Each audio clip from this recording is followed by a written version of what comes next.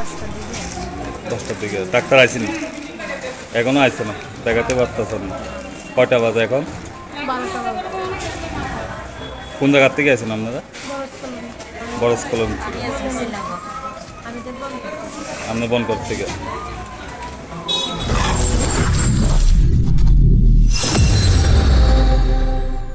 প্রবাদে আছে, যার না হয় 9 বছরে তার না হয় 90 বছরে।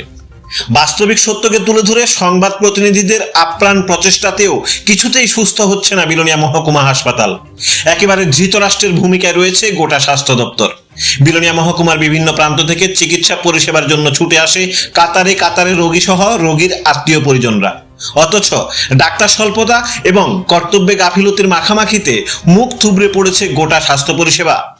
বিলোনিয়া হাসপাতালের নিত্যদিনের বাস্তবিক ঘটনাগুলি যেন গোপাল ভাঁড়ের হাস্যকৌতুক গল্পের মতো বিলোনিয়াবাসীর নিকট রসিকতায় পরিণত হয়েছে এখন।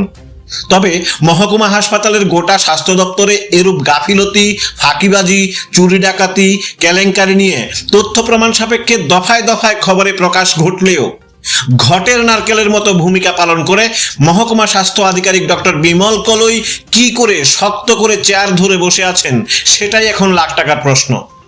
ওনার নীরব ভূমিকায় দক্ষিণ জেলার জেলা সদর বিলোনিয়া মহকুমা হাসপাতালের চিকিৎসা ব্যবস্থা কতটা তলানিতে এসে ঠেকেছে তা হাড়ে হাড়ে টের পাচ্ছে গোটা বিলোনিয়াবাসী।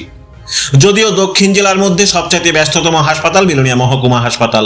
প্রতিদিন বহির্বিভাগে এবং ইমার্জেন্সি মিলিয়ে শত শত রোগী পরিষেবা নিতে আসেন এই হাসপাতালেই।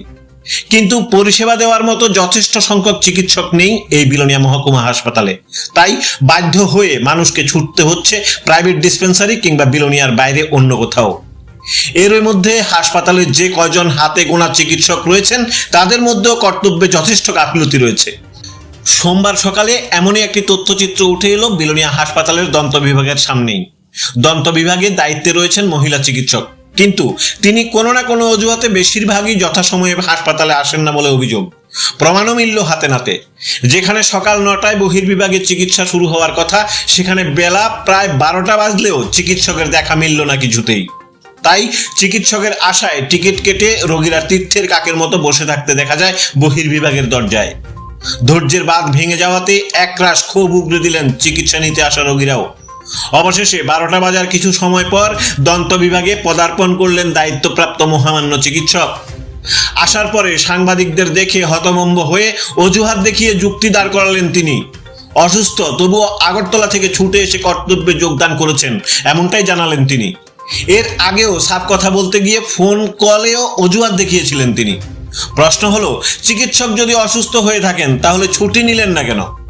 এই বিষয়ে মহকুমা স্বাস্থ্য আধিকারিকের ভূমিকাটা কি? তিনি কি জেনেও কোনো পদক্ষেপ নিচ্ছেন না, নাকি পরিচালন পদ্ধতি সম্বন্ধে কোনো ধারণাই নেই ওনার?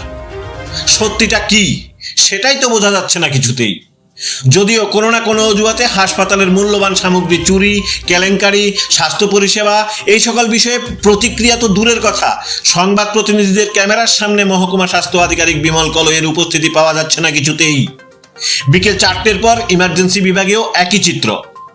একজন মাত্র চিকিৎসক থাকেন ইমার্জেন্সিতে।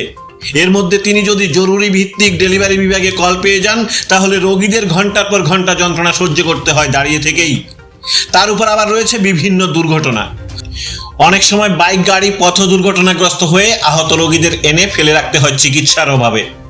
বর্তমানে হাতে গোনা কয়েকজন চিকিৎসক দিয়ে খুঁড়িয়ে খুঁড়িয়ে চলছে বিলোনিয়া মহকুমা হাসপাতাল। সাফ কথা একটাই, সরকারের উদ্যোগে রাজ্যবাসীকে দাঁতের যন্ত্রণা থেকে রেহাই পেতে ডেন্টাল ইনস্টিটিউট স্থাপন সহ বিভিন্ন উন্নত মানের পরিষেবার মধ্য দিয়ে আধুনিকীকরণ করা হলেও বিলোনিয়া মহকুমা হাসপাতাল আদৌ আধুনিক হবে কিনা এখন সেটাই দেখার।